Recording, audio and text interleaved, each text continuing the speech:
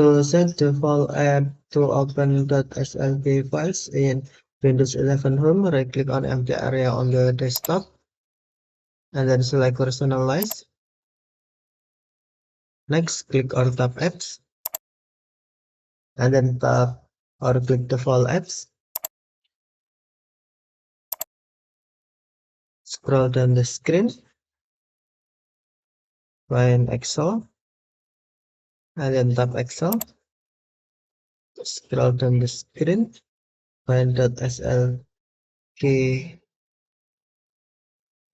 default, and then tap slk as default.